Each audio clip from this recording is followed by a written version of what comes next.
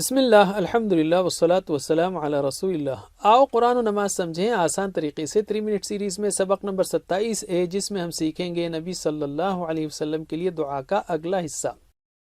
اللہم بارک علی محمد وعلی آل محمد، اے اللہ برکت نازل فرما محمد صلی اللہ علیہ وسلم پر، محمد صلی اللہ علیہ وسلم کی آل پر۔ اللہم اے اللہ بارک برکت نازل فرما، جیسے ہم کہتے ہیں عید مبارک، یعنی یہ عید برکتوں والی ہو، اس لیے بارک کا معنی ہوگا برکت نازل فرما، علی محمد محمد صلی اللہ علیہ وسلم پر، وعلی آل محمد اور محمد کی آل پر صلی اللہ علیہ وسلم۔ پہلے حصے میں ذکر ہے صلی علی کا، جس میں برکت کا معنی بھی شامل ہے، مگر یہاں دعاؤں میں ہم مختلف الفاظ کا بار بار استعمال کر رہے ہیں محمد صلی اللہ علیہ وسلم سے ہماری محبت اور لگاؤ کو ظاہر کرنے کے لیے۔ برکت کا مطلب ہے نعمتوں کا تسلسل رہنا، اس میں اضافہ ہونا اور ان کا ہمیشہ رہنا۔ اعمال میں برکت کا معنی ہے ان کا قبول ہونا اور اللہ کی طرف سے بہترین اجر و ثواب کا ملنا۔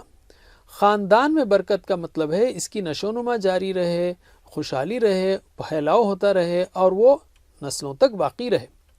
برکت کی دعا محمد صلی اللہ علیہ وسلم کے اہل و عیال کے لیے بھی ہے اور ان کی اتباع کرنے والوں کے لیے بھی، کیونکہ آل کا مطلب ہے اہل و عیال اور اتباع کرنے والے۔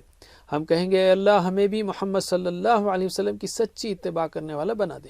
کما بارکت علی ابراہیم وعلی آل ابراہیم، کما یا کا کے معنی ہیں جیسے، بارکتا تو نے برکت بھیجی۔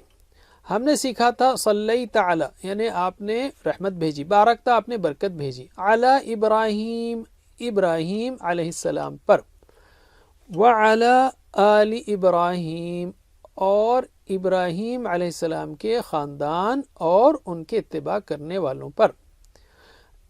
انکا حمید مجید، بے شک تو ہے تعریف کے قابل بزرگی والا۔ انکا بے شک تو، یقیناً تو، حمد یعنی تعریف، حمید تعریف کے قابل، مجد یعنی بزرگی بڑائی، مجید یعنی بزرگی والا۔ انکا حمید مجید، بے شک تو ہے تعریف کے قابل بزرگی والا۔ محمد صلی اللہ علیہ وسلم کی نصیحتوں کو یاد کریے ان کے لیے دعا کرتے وقت۔ مثال کے طور پر قرآن کے متعلق آپ نے کہا پہنچا دو میری طرف سے، اگرچہ وہ ایک ہی آیت کیوں نہ ہو۔ ہم اسے کیسے پہنچا سکتے ہیں دوسروں تک اگر ہم خود اسے نہ سمجھیں؟ تو ابھی کے لیے اتنا ہی کافی۔ جزاکم اللہ خیر، والسلام علیکم ورحمۃ اللہ وبرکاتہ۔ Please visit understandquran.com for our courses on Read Al-Quran, Learn Tajweed and Understand Al-Quran, and for one-to-one learning. Jazakumullah khair. Wassalamu alaikum.